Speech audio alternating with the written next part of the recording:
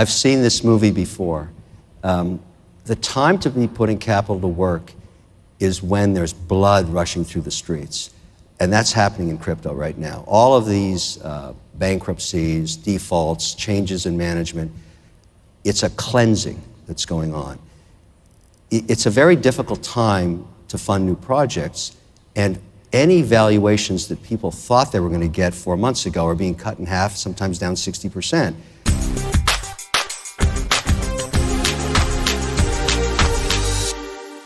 Let me qualify my statements on this, because I'm an investor in JP Morgan as well. I have a lot of respect for him. He may be one of the most successful banking managers in the history of that sector. However, that was an uninformed statement. And it was not helpful at a time when we're trying to drive regulation through 2 different bills on the Hill right now. I, along with many other private investors, have been spending a lot of time in Washington. He feels threatened by some of this technology, particularly around payment systems, because banks make money transferring assets. It's a cost of friction in the system. And one of the only reasons that I invested in Circle, and I'm an investor in Circle, I'm supporting their initiative, and I'm a big believer in what stablecoins can do, is it's time to get rid of that friction.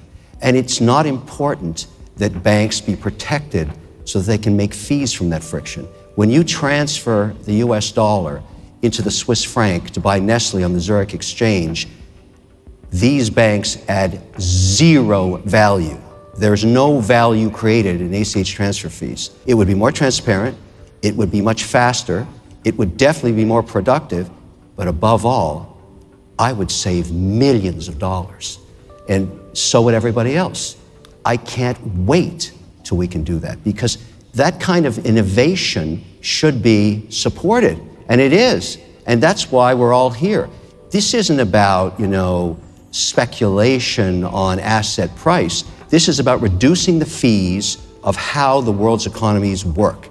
More transparent, more productive, completely auditable, regulated, but less expensive. So does Jamie Dimon feel threatened? You're damn right he does. That's a big part of how he makes money. Too bad. There is a social mission here. That is a good thing. But it is not going to solve a different problem we have right now.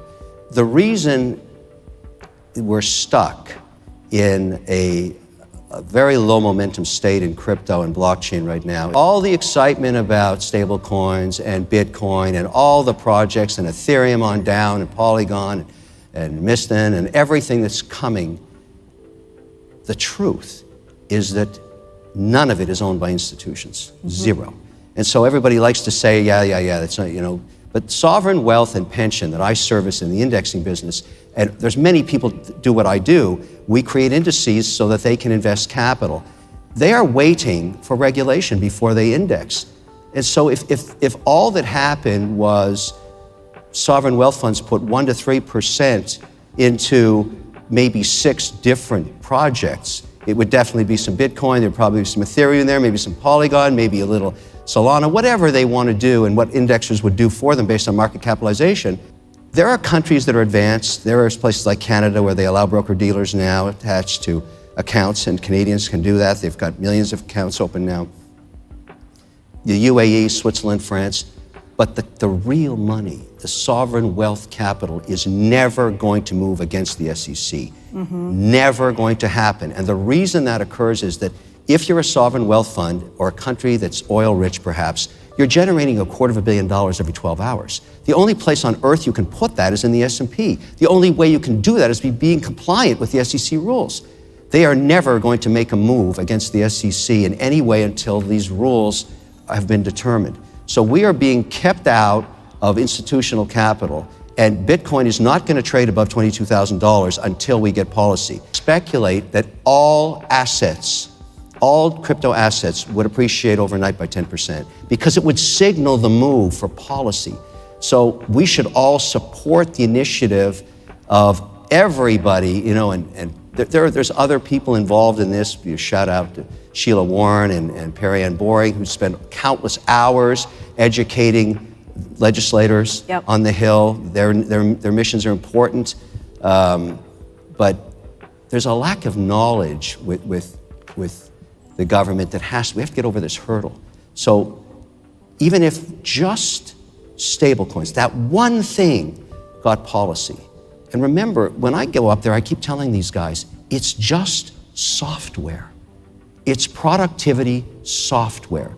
It's not scary. I think the better way to look at this, I think, is the Luna crash, the other companies that were lenders that went bankrupt.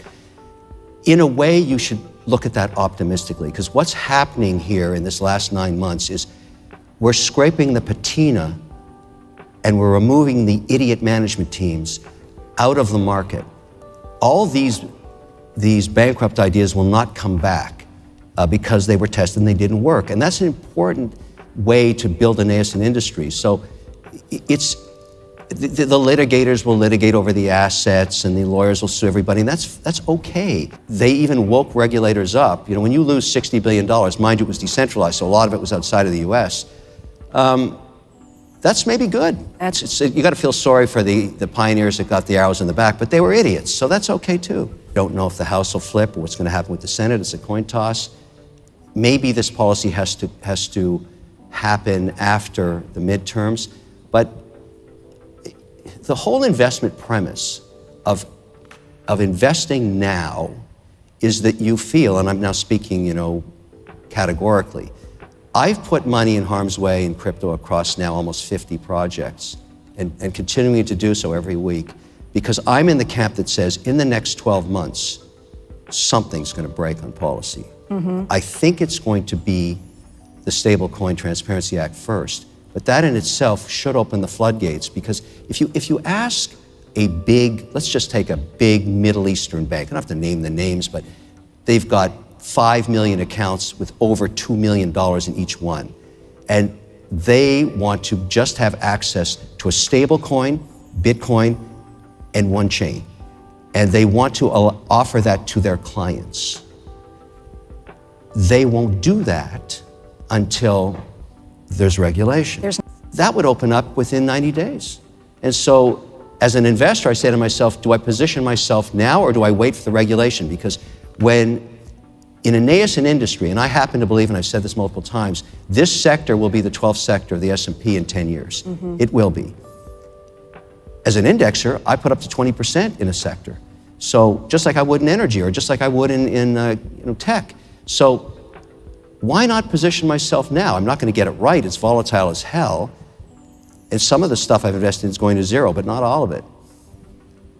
And so I think I'll do quite well. I've seen this movie before.